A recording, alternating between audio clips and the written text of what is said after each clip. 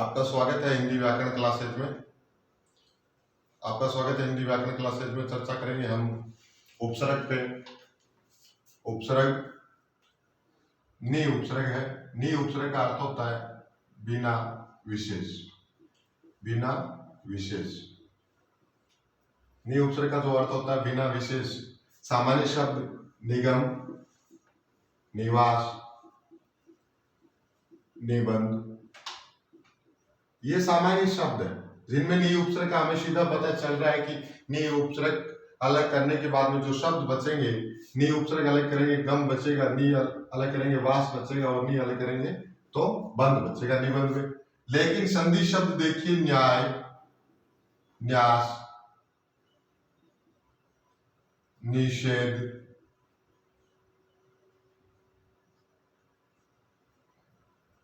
ये शब्द देखिए न्याय, न्याय शब्द है। यहां देखिए यह से पहले आता न्याय है, ई की मात्रा लगी नी, यह में जो स्वर है वो बाद में लिखा जाएगा आय। मूल शब्द क्या बचा? आय। इसी प्रकार न्यास, निधन, आस,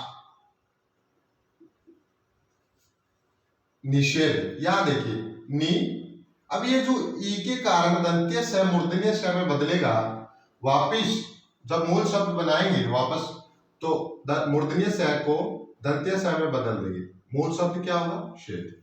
इस शब्द को थोड़ा सा ध्यान में रखना, मूल शब्द शेद होता है और मूर्धन्य स की जगह दंत्य स होता है। न्यून शब्द है न्यून। यहां से पहले आता है निधन ऊन, निधन ऊन। दूसरा उपसर्ग देखिए निश, निर, निर उपसर्ग। निर का अर्थ होता है बिना बाहर। निर का अर्थ होता है बिना बाहर। इसमें अधिकतर शब्द होंगे वो संधि शब्द ही होंगे। निर का अर्थ होता है बिना बाहर। संधि का नियम है विसर्ग के बाद में कोई घोष आए तो विसर्ग किसमें बदलता है? आधे र में बदलता है। उसी से निर का निर्माण होता है। निर्जन, निर्गुण। अब ये क्या है? इनमें पता चल रहा है कि निर उपसर्ग है। क्यों पता चल रहा है? क्योंकि निर के बाद निर्धन जब, निर्धन गुण, या आधा रह या आधा रह आने के पीछे कारण है सामने व्यंजन आया है। सामने व्यंजन आया। अगर इनका संधि रूप पूछ ले तो आप क्या करोगे? निधन जन, निधन गुण, विसर्ग होगा। संधि में विसर्ग होगा और उपसर्ग में विसर्ग की जगह र होगा। बाद वाला जो परिवर्तन हो रहा है वो उपसर्ग में आएगा। शब्द देखिए निराकार, निरामिष, निरोध, निरीक्षण। इन शब्दों को ध्यान से देखना है। यहां आधा रह नहीं है क्योंकि आधे रह के बाद में क्या है? स्वर आया जिसके कारण रह पूरा हो गया। निराकार शब्द देखिए र में आकार स्वर है, अलग करेंगे निर्धन आकार। और आकार में कौन सा उपसर्ग है? आ उपसर्ग है। कौन सा उपसर्ग है? आ उपसर्ग है। निरामिष, निर्धन, आमिष, निर्धन, आमिष। आमिष में भी कौन सा उपसर्ग है? आ उपसर्ग है। निरोध, इस शब्द को ध्यान से देखिए। यह शब्द शुद्धि में या आपको उपसर्ग में जब भी पूछेगा तो उपसर्ग तो होगा निर्धन रोग, निर्धन रोग। लेकिन जो मुख्य बात है वो यहाँ दीर्घ ई के कारण है। दीर्घ ई आया। दीर्घ ई आने के पीछे एक संधि में नियम है, ई विसर्ग के बाद में रह दिखाई दे तो विसर्ग का लोप होगा, लघु ई दीर्घ ई में बदलेगी। इसी कारण यहाँ दीर्घ ई आया। निर्धन रोग, निरीक्षण, निर्धन ईक्षण। जितने शब्द आप अभ्यास करेंगे उपसर्ग पे उतने ही आपके उपसर्ग मजबूत होंगे। उपसर्ग से नए शब्दों का निर्माण करना आप सीखोगे और उपसर्ग के कारण ही आप हिंदी में अधिकतर शब्दकोश याद कर पाओगे। इनका जो अर्थ होता है वो आपको याद रखना है। विलोम शब्द में आपके अधिकतर काम आएगा। नेक्स्ट उपसर्ग है निश। निश का भी अर्थ क्या होता है? जो निर का होता है वही निश का होता है। निर और निश दोनों एक ही बात है। निर आता है, निर उपसर्ग लगता है घोष व्यंजन से पहले और निश लगता है अघोष से पहले।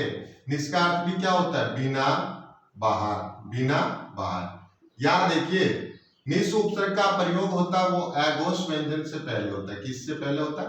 अघोष व्यंजन से पहले। निस में देखिए स कौन सा है? स दंत्य स आएगा। शब्द देखिए निश्चय, निष्कर्म,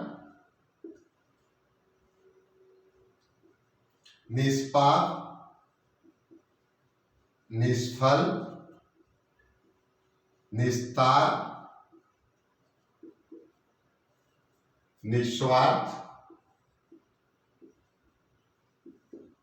निःशुल्क। शब्दों को ध्यान से देखना, यहां क्या हो रहा है। या तो बात निस्तार और निस्वार्थ में तो चलो क्लियर हो रही है कि निस उपसर्ग होगा, लेकिन यहां से कौन सा होगा? तालव्य दंत्य से हो रहा है। कारण क्या है? कारण ये है निस्दंत्य। अगर निस के बाद में दंत्य स के बाद में च, छ और च, छ और तालव्य स होगा तो ये दंत्य स किस में बदलेगा? आधे तालव्य स में। अगर जिस प्रकार निस्दन कर्म है क, फ और फ के बाद में स के बाद में ये आए, क, प और फ आए तो मूर्धन्य स बनता है। निष्पाप, यहाँ मूर्धन्य स बन रहा है। जब आपसे निष्पाप शब्द देख के पूछे उपसर्ग कौन सा है तो आपको उपसर्ग तो कौन सा करना है? निस करना है। स चाहे दंत्य आए, चाहे मूर्धन्य आए, चाहे तालव्य आए, उपसर्ग कौन सा होगा? निस होगा। निस्दन पाप, निस्दन पल। ये जो परिवर्तन हो रहा है ये आगे जो घोष व्यंजन आ रहे हैं स के बाद उनके कारण हो रहा है। निस्तार, निस्दंतार। याद देखिए अगर स के बाद में त, थ और दंत्य स आए तो दंत्य स ही बनता है। जैसे निस्तार में बना, निस्वार्थ में निस्दन स्वार्थ, और स्वार्थ में अगर आपसे पूछ ले सौधन अर्थ, स्वार्थ अपना ही अर्थ होता है, सौ का अर्थ अपना होता है। निःशुल्क, निस्दन शुल्क। आप देखिए इस निस का अर्थ क्या? बिना। शुल्क फीस होता है, निःशुल्क बिना फीस, फ्री मुफ्त होगा। ठीक, नेक्स्ट उपसर्ग देखिए आप परि।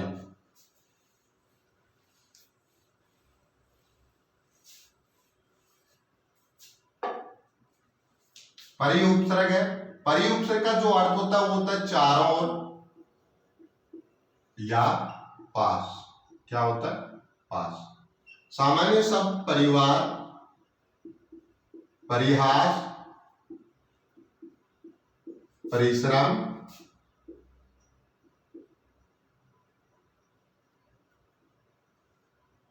परिभ्रमण, ये सामान्य शब्द, इनमें परि का पता चल रहा है।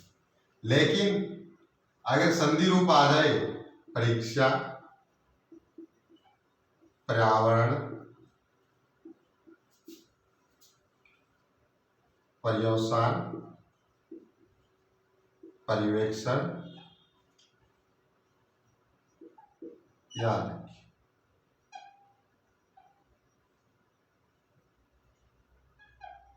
याद देखिए परीक्षा बड़ी की मात्रा है, विच्छेद करेंगे तो दोनों ओर ही होगा। परिधन, मूल शब्द क्या बचेगा? परीक्षा। ये जो संधि शब्द होते हैं यही परीक्षा में आपसे पूछे जाते हैं। पर्यावरण, याद देखिए यह से पहले आधा रहा है, एक ही मात्रा लगेगी। परि, यह में शब्द किसका? आ का है, आ। अब आ भी उपसर्ग होता है, वर्ण मूल शब्द हो जाएगा। परिधन, आदन, वर्ण दो उपसर्ग पर्यावरण। इसी प्रकार पर्यवसान, परि, अवसान, अवसान में उपसर्ग होगा, शान मूल शब्द होगा। परिवेक्षण है, यह से पहले आधा रहा है, परि, अवेक्षण शब्द है। अब गुण संधि के अनुसार इसका विच्छेद करेंगे तो अवदन ईक्षण होगा, अवदन ईक्षण, अवदन ईक्षण। दो उपसर्ग इसमें भी है। ये एक से अधिक उपसर्ग वाले जितने भी शब्द है आप उनका संग्रह करें या उनको अभ्यास करें एक बार जरूर। नेक्स्ट उपसर्ग देखिए आप पर का अर्थ होता है आगे अधिक। पर का अर्थ क्या होता है? आगे अधिक। पर का जो अर्थ होता है वो आगे अधिक। अब देखिए जैसे प्रयोग है, प्रचार है, प्रसार है, प्रदेश है, ये क्या है? सामान्य शब्द, इनमें पता चला। मुख्य जो संधि के अकॉर्डिंग हो रहे हैं वो प्रार्थी है, प्रोज्वल है,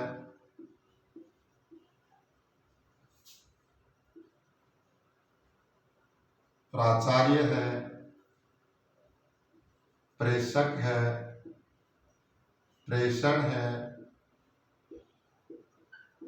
ये शब्द जो जिनमें संधि हो रही है वो शब्द देखिए आप। यहां देखिए आ का स्वर है, आ दीर्घ संधि में बनता है। ए के बाद ए या आ के बाद में ए या आ आएगा तो आ बनेगा। परधन, अर्थी। प्रोज्वल शब्द को देखिए, औ का स्वर है। नियम क्या कहता है? ए या आ के बाद में उ या उ आए तो औ बनता है, वही बन रहा है। प्रा उपसर्ग है, बाद में शब्द क्या है? उ है। उज्ज्वल, उज्ज्वल में भी कौन सा उपसर्ग? कल हमने किया था, पिछली जो क्लास थी हमारी उसमें किया था ऊर्ध्वधन जबल। फिर प्राचार्य शब्द है, आ बन रहा है। प्रधन, आदन, चार्य, चार्य मूल शब्द होगा। प्रेषक और प्रेषण शब्द को ध्यान से देख लेना, दोनों ही परीक्षा में आए हुए हैं। प्रधन, अब यहां देखिए आई की मात्रा बन रही है तो ई आएगा। ईक्षक, ईशक। इसी प्रकार प्रधन, ईशन। ये सामान्य शब्द। नेक्स्ट उपसर्ग देखिए आप प्रा। सबसे मुख्य उपसर्ग जो है वो है प्रा। प्रा का अर्थ होता है विपरीत, विपरीत, पीछे, अधिक।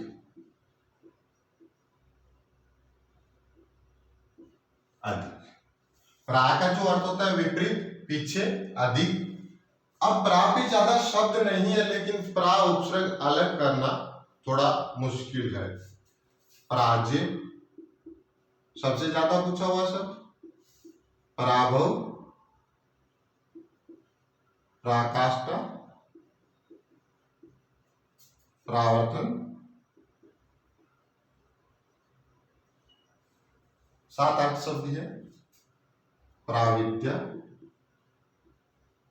और एक शब्द है परास्त, संधि शब्द है। आ बन रहा है, दीर्घ संधि होगी। पराधन, अष्ट, पराधन, अष्ट। नेक्स्ट उपसर्ग है प्रति। प्रति का अर्थ होता है चारों ओर, पास। प्री का जो अर्थ होता है वो प्रति का होता है। प्रति का जो अर्थ होता है वो क्या होता है? प्रति का अर्थ होता है, प्रति का अर्थ होता है चारों ओर, चारों ओर, पास, चारों ओर, पास। प्रति शब्द पे हम बहुत ज्यादा शब्द बना सकते हैं। प्रतिदिन, प्रति हिस्सा, इसका भी होता है विपरीत अर्थ। अब प्रति हिस्सा शब्द को ले लीजिए, हिस्सा के बदले हिस्सा, प्रति हिस्सा, प्रतिध्वनि, ये तो सामान्य शब्द थे। संधि शब्दों की बात करें, प्रतीक, प्रतीक्षा, प्रत्युपकार, प्रत्यालोचना, इन शब्दों को देखिए आप। जैसे प्रत्युत्पन्न भी होता है,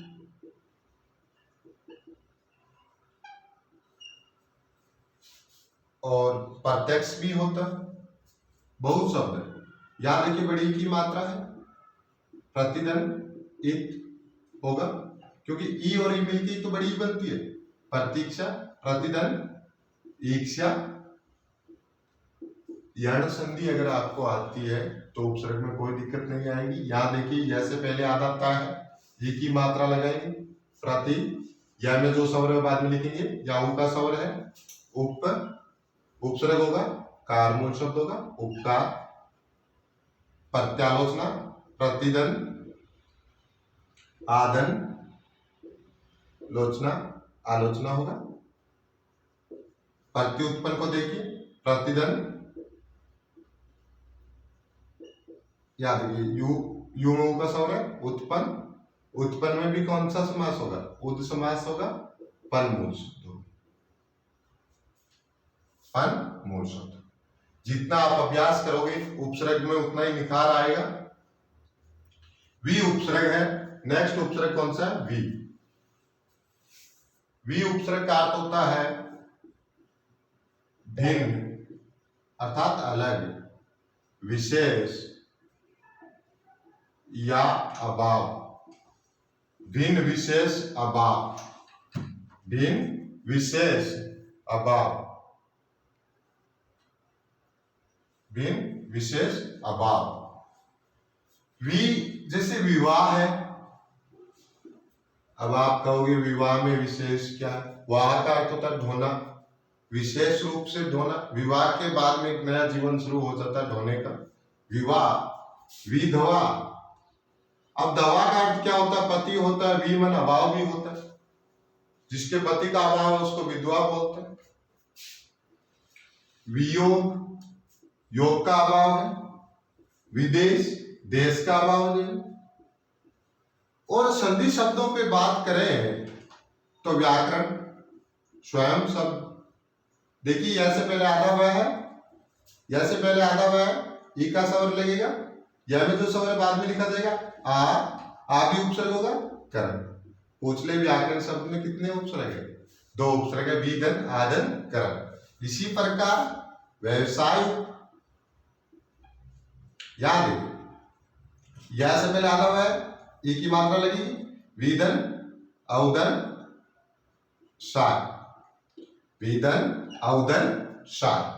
अगर बात करें व्यायाम की,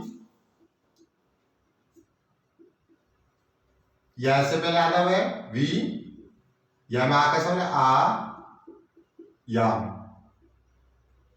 आसान है, ज्यादा ऐसा नहीं है कि भाई आपको शब्द आएंगे नहीं। यू शब्द है,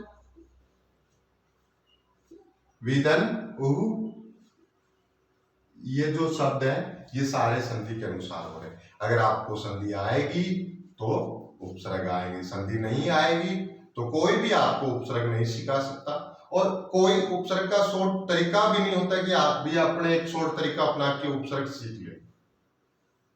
ठीक है, नेक्स्ट उपसर्ग है सु। सु का अर्थ होता है, आपको भी पता है, अच्छा या सरल। अच्छा या सरल या आसान बोल सकते हैं। सु का अर्थ क्या होता है? अच्छा, सरल,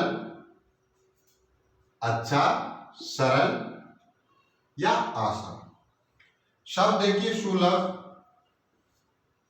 आसान तरीके से जो प्राप्त हो, सुलभ, सुगंध, अच्छी गंध होती, सुबोध, ये सामान्य शब्द है। संधि शब्दों की अगर बात करें, सबसे ज्यादा फेमस स्वागत। स्वागत में आप कहीं दीर्घ संधि मत कर देना, सौदन आगत नहीं, व्यंजन संधि होती है। वैसे पहले आना स है, ओ का स्वर लगेगा, सु, वह में आ का स्वर है, आगत, आगत में भी आ उपसर्ग होगा, आगत में भी आ उपसर्ग होगा। मूल शब्द क्या होगा स्वागत में? गत। सौलभ, शोधन, अल्प होगा। जैसे सुक्ति है, सुक्ति शब्द है, शोधन, उक्ति, दीर्घ संधि का उदाहरण है। सुव्यवस्थित शब्द है,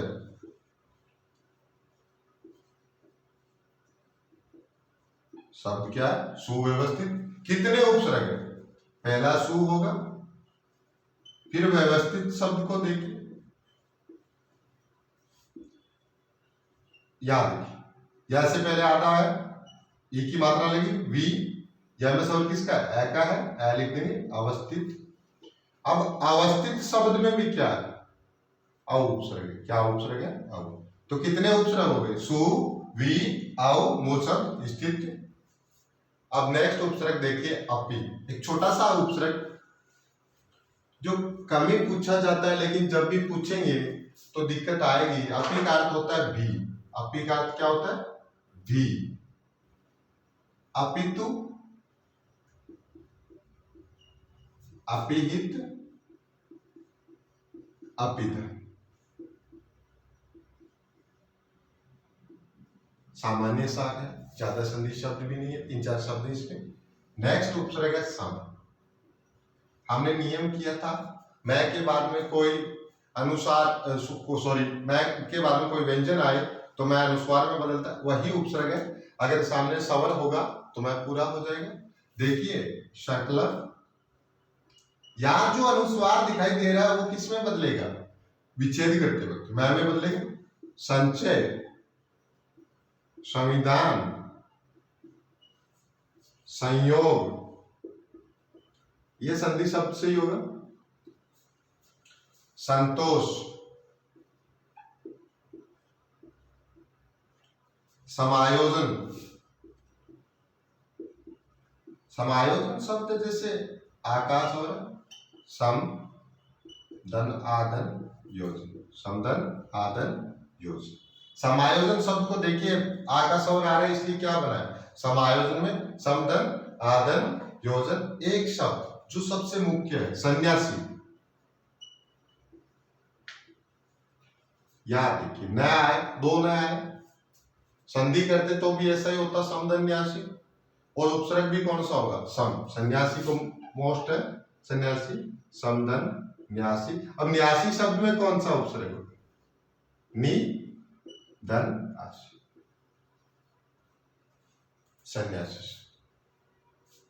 नेक्स्ट अब हम जो चर्चा करेंगे वो अव्यय की तरह प्रयुक्त, अव्यय जो उपसर्ग की तरह प्रयुक्त होते हैं।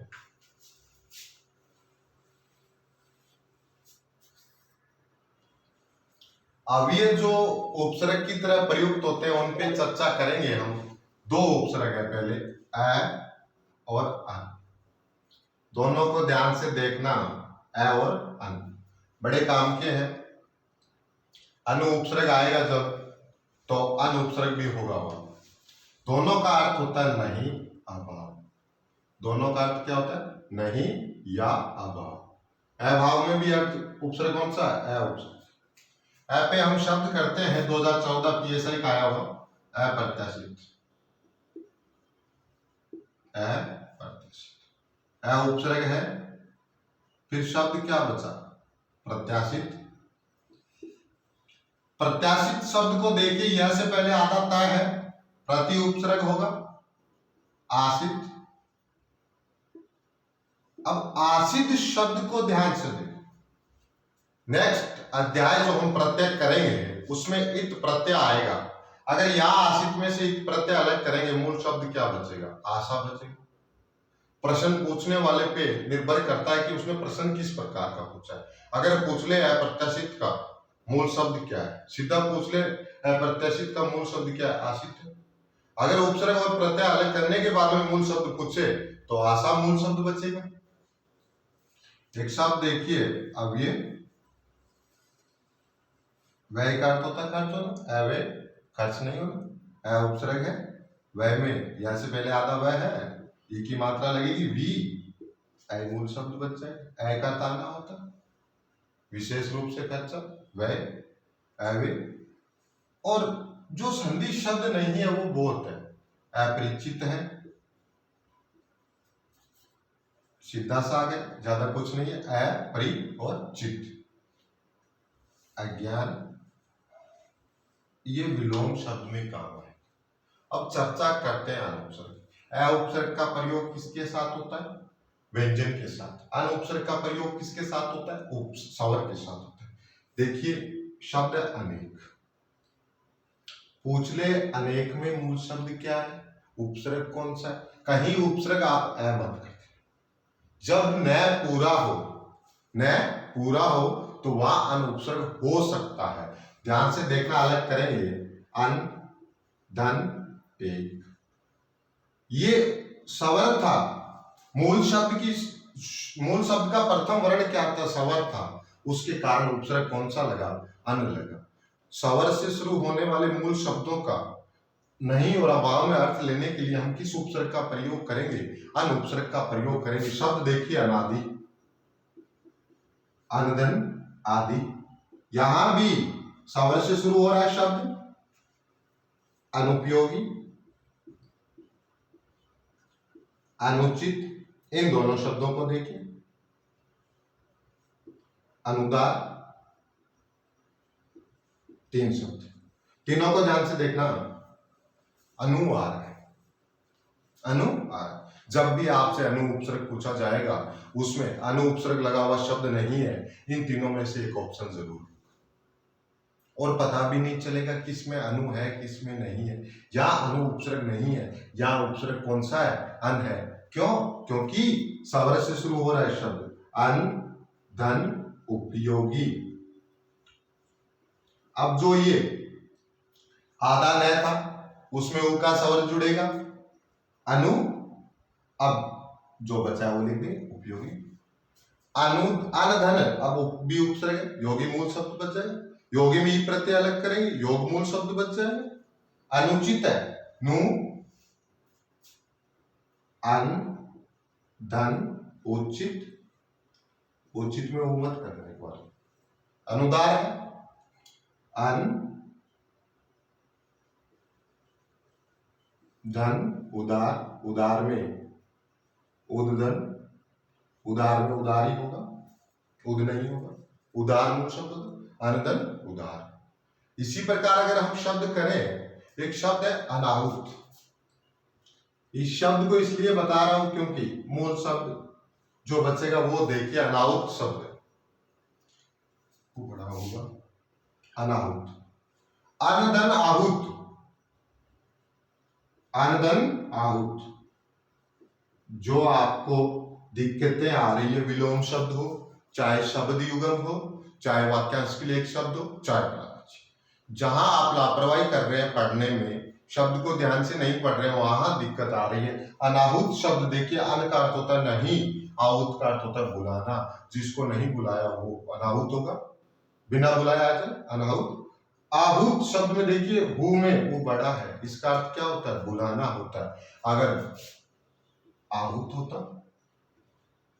हवि रूप में प्रकट,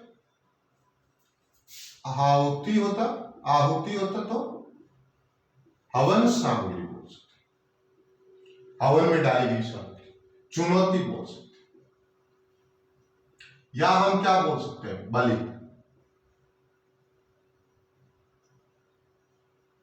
ये उपसर्ग था, अनुपसर्ग। नेक्स्ट आगे देखिए, जो उपसर्ग की तरह प्रयुक्त होता है,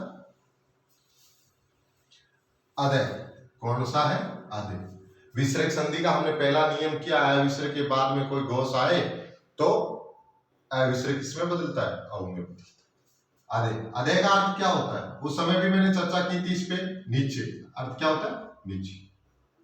अब अगर विसर्ग के बाद में क्या और प आ जाए, क्या और प आ जाए, तो विसर्ग ज्यों का त्यों होता है।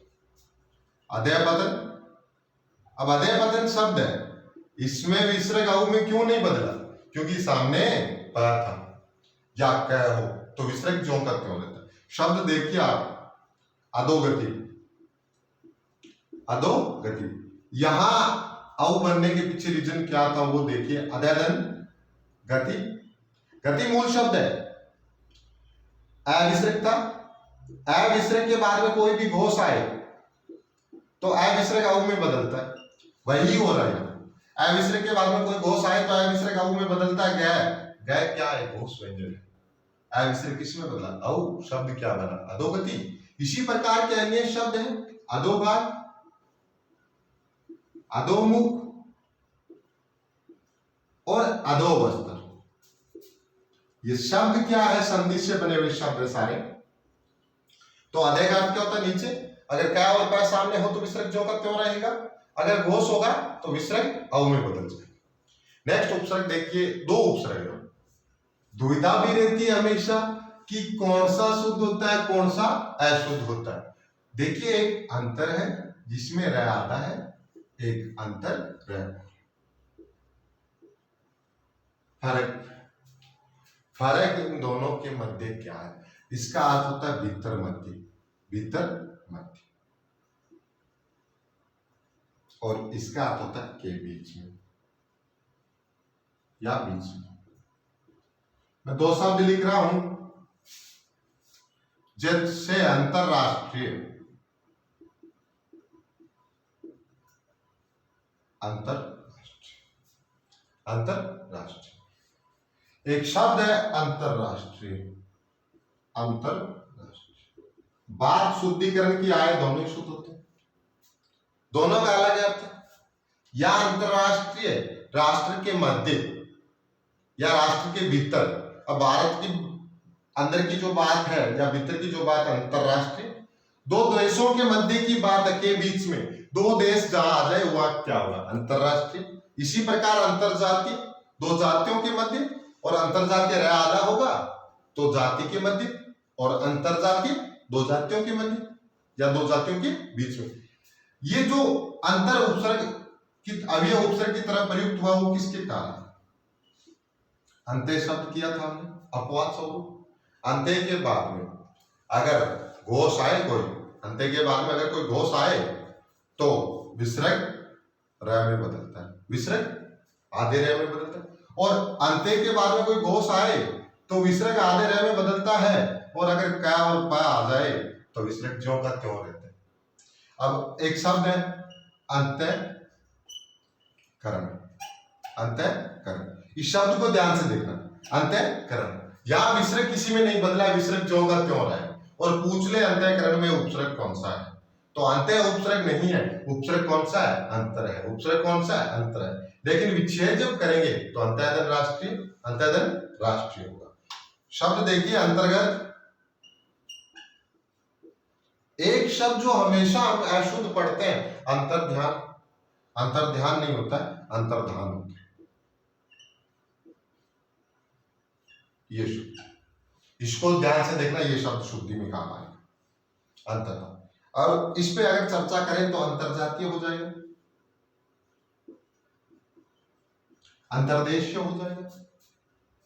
इसी प्रकार अंतरजातीय यहां भी हो सकता है, रह आधा होगा, रह आधा होगा वो विसर्ग के कारण होता है। वहां अंतर, अंतर रह आधा, दो उपसर्ग है, ध्यान रखिए। एक शब्द उपसर्ग है अमा, कौन सा उपसर्ग है? अमा। अमा का जो अर्थ होता है वो होता है पास। क्या होता है? पास। छोटे छोटे उपसर्ग है, ज्यादा नहीं है, इनपे शब्द भी ज्यादा नहीं है, एक दो या चार पांच शब्द, चार पांच लास्ट। अमा का अर्थ होता है पास। एक शब्द आता है अमात्य, हमने किया था संधि में, महामात्य, महामात्य, वही अमात्य। अमात्य में अमा उपसर्ग है, अमात्य मंत्री को बोलते हैं। और एक शब्द है अमावस्या, अमावस्या चांद और सूर्य पास पास आ जाते हैं, अमावस्या। अमावस्या में पूछ ले कौन सा उपसर्ग है, तो अमा उपसर्ग। एक उपसर्ग है अलम, अलम का अर्थ होता है सजा हुआ, सजा हुआ। अलंकार वाले शब्द, अलंकार है, अलंकृत है, अलंकृति है, या कृत है, या अलंकरण है, बहुत शब्द। नेक्स्ट उपसर्ग देखिए, इसी प्रकार के और उपसर्ग अवयव जो उपसर्ग की तरह प्रयुक्त होते हैं। बात वही रहेगी जो हमने अभी निर्निश में की थी, आविर और आविश, आविर और आविश।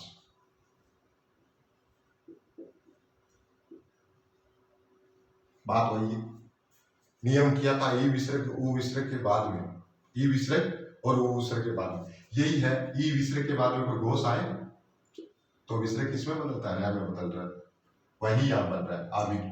अगर ई विसर्ग के बाद में कोई आया घोष आए तो विसर्ग किसमें बदलता है? छ। या ई विसर्ग के बाद में अघोष में अगर छ आए, वही बात है, एक ही नियम लग रहा है बार बार। क्या पाए? था मूर्धनी त थ स दंती। लेकिन उपसर्ग में आपने एक बात नोट की होगी, स कौन सा आता है? दंती स। इसका अर्थ होता है प्रकट रूप में, और इसका निर्माण। इसी प्रकार बाहिर और बहिष होता है, बाहिर और बहिष, बाहिर और बहिष होता है, अर्थ बाहर होता है, बहिष बाहर। यहां देखिए सब देखेंगे हम, आविर्भाव, आविर्भूत, ज्यादा शब्द नहीं है, आविष्कार, स कौन सा आ रहा है? अब कहीं आप इस मूर्धन्य स को देख के उपसर्ग ही भूल जाओ, कौन सा उपसर्ग है? आ उपसर्ग कर दो, फिर भी उपसर्ग कर दो, फिर कार मूल शब्द कर दो, नहीं, उपसर्ग कौन सा? आविष। इसी प्रकार आविष्कृत है। और बाहिर पर बात करें तो यही नियम लागू होगा, ई विसर्ग के बाद में कोई घोष आएगा, जैसे बहिरागमन है, बहिरागमन है, बहिरागमन है,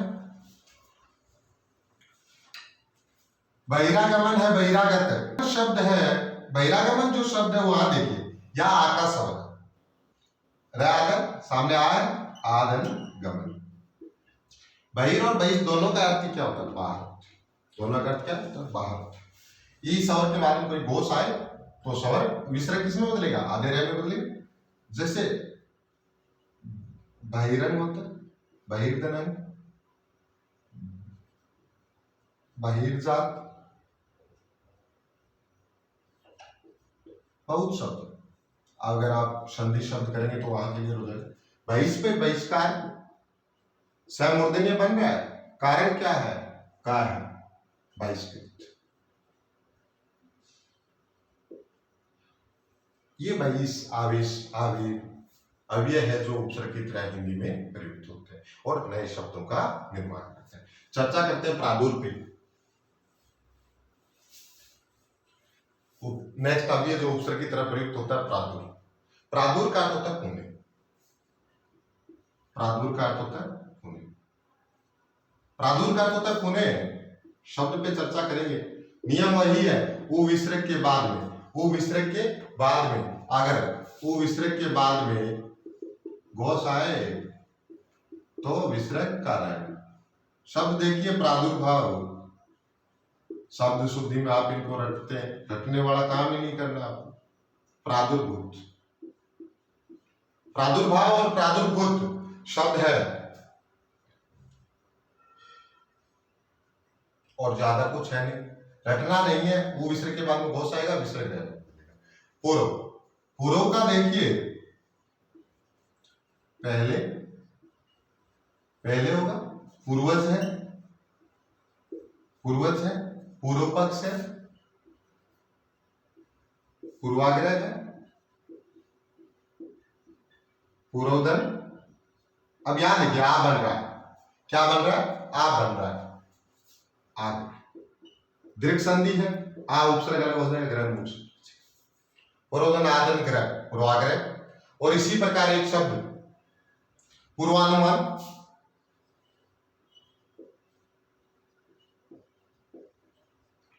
अब अनुमान का अर्थ क्या होता है? अंदाजा लगाना होता है। पूर्व आए, पहले अनुमान लगाना, पूर्वानुमान। यहां देखिए आप बन रहा है, ये जब आप सारे, ज्यादा जरूरी नहीं है एग्जाम में आए या नहीं आए, अव्यय की तरह प्रयुक्त होने वाले उपसर्ग, अव्यय जो उपसर्ग की तरह प्रयुक्त होते हैं, लेकिन ये संधि शब्द आपका संधि जो विसर्ग संधि है चाहे दीर्घ संधि है वो क्लियर करवा देंगे। विसर्ग संधि अधिकतर। यहां देखिए आप बन रहा है पूर्वोदन अनुमान, पूर्वोदन अनुमान। अनुमान में भी अनु उपसर्ग और मान हो सकते, पूर्वोदन, अनुदन, मान। अब एक दुविधा ये आ रही है कि यहाँ न अणे में क्यों नहीं बदला, न अणे में क्यों नहीं बदला, ये अपवाद स्वरूप नहीं बदल रहा, ध्यान में रखें। नेक्स्ट उपसर्ग है पुनर्। पुनर् का अर्थ क्या होता है? दोबारा। पुनर् का अर्थ क्या होता है? दोबारा। हमने अंत्य और पुनः दोनों किए थे उस समय संधि में। पुनर् का अर्थ क्या होता है? दोबारा। दोबारा होता है पुनर् का अर्थ। हमने किया था पुनः के बाद में कोई घोष आए तो विसर्ग र्या में बदलता है, वही है। शब्द देखिए पुनर्जन्म, याद देखिए पुनः के बाद में क्या आ रहा है, संधि करा रहा हूं, इस शब्द की संधि के अकॉर्डिंग विच्छेद कर रहे हैं जन्म। यहां विसर्ग के बाद में कोई घोष आया, विसर्ग र्या में बदला, शब्द क्या बना, पुनर्ज। अगर उपसर्ग पूछ ले तो पुनः नहीं करना है, उपसर्ग पुनः नहीं करना है, उपसर्ग कौन सा करना है, पुनर् का। पुनर्जन्म है, पुनर्विवाह है, पुनर्विवाह है। उपसर्ग पूछ ले क्या करोगे, पुनर्धन विधन हुआ, विवाह अभी हमने किया था, भी उपसर्ग होता है। पुनर्मिलन है, पुनर्मिलन, पुनर्धन मिलन, ये पुनर्उपसर्ग। एक उपसर्ग है प्राक। पूर्व का अर्थ होता है पहले और प्राक अर्थ होता है पहले का। प्राक अर्थ क्या होता है, पहले का। प्राक शब्द को ध्यान से देखना, क्लियर है, कोई दिक्कत नहीं इसमें भी, पहले का। प्राक देखिए क्या है, व्यंजन संधि में पहला नियम आता है, वर्ग का प्रथम व्यंजन और बाद में कोई घोष हो, वर्ग का प्रथम व्यंजन तीसरे व्यंजन में बदल जाता है। शब्द देखिए प्राग देवता, यहां दिक्कत हो जाती है, ये देवता प्राग इतिहास,